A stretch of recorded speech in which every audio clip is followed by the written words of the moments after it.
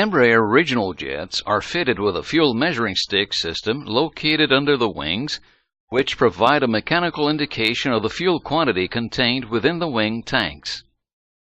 The system consists of 2 telescopic calibrated rod rulers per wing, each provided with a magnetic float attached to the upper end.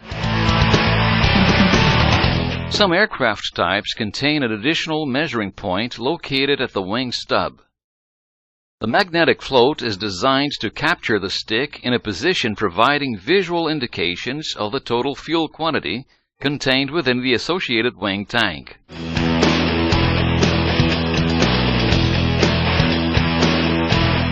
Visual measurement is obtained by unlocking and withdrawing the flexible float stick scale from the tank until the scale sticks or hangs in place. A table converts readings from the stick into a measure of fuel located in the wing. This method of fuel quantity variation requires the aircraft to be level, both laterally and longitudinal. This table represents the minimum and maximum fuel quantities which can be measured using this system. The system cannot measure fuel quantities below or above these values respectively. To accurately use the direct measuring stick system, comply with the following procedures. First, ensure the aircraft is energized and that the AHRS are aligned. Next, confirm that the aircraft is level both laterally along the pitch axis and longitudinally along the roll axis. Set the RA to 690 feet using the RA scroll knob located on the display control panel. Press and hold the RA test button within the scroll knob and the ET button on the DCP for at least 10 seconds until the pitch and roll information is displayed on the primary flight display. Release both buttons and verify that on-side and cross-side pitch and roll indications are within tolerances. Pitch should be within plus or minus 2 degrees and roll should be within plus or minus 1 degree. If the pitch and roll values are outside of these tolerances, reposition the aircraft as needed to a level area of the ramp and complete the test once again. To restore normal PFD indications, set an RA value below 600 feet. When the PFD display returns, momentarily press the RA test button to clear the amber RA from the EADI. Do not turn on the fuel pumps. Wait for 10 minutes and then take the reading if the aircraft has been refueled or if the fuel pumps were on. To determine the fuel quantity in the wing tank, first observe the readings of the stick at the measurement point closest to the wing tip. If, during this process, the outermost measurement stick yields a reading of 0, move inboard to the next measurement point toward the wing root until a stick is found yielding a reading other than 0. Never add stick measurements to determine fuel quantity. Only one stick's measurement should be used to determine total fuel quantity in each wing.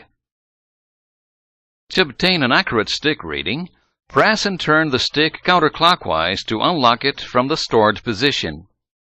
To prevent the measuring sticks from catching and giving an unreliable reading, first clear the stick by lowering it to the full down position. Next, slowly raise the stick until the magnetic float grabs it. Perform this clearing technique several times to yield the best results and to allow for a cross-check between readings.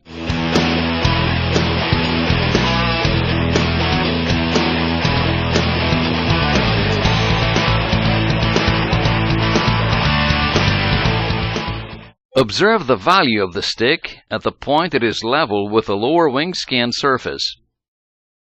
When a stick yields a reading near the end of its downward travel, such as a reading less than 0.5, move the stick immediately inboard to cross-check its accuracy. Conversely, when the wing tank fuel level is greater than the maximum value measured by the system, consider topping off the fuel tanks to ensure a known fuel quantity exists for the flight.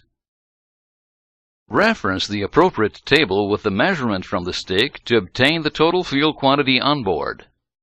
Be careful to use the proper column based on the stick used to determine the reading. Finally, any fuel uploaded onto the aircraft must be done so using overwing fueling procedures. Do not use the pressure refueling panel. Additionally, neither the ICAS nor the fuel panel indications for the inoperative indicator may be used after fueling procedures are completed. Therefore, it is recommended that the fuel measurement process be repeated after the fuel has been uploaded onto the aircraft to verify the correct fuel load on board. This procedure is a time-consuming procedure which can potentially cause operational delays. It is of great importance, however, to take your time and not to take any shortcuts through this process. The steps described in this video will help you accurately confirm that the desired amount of fuel is on board your aircraft for a safe and successful flight.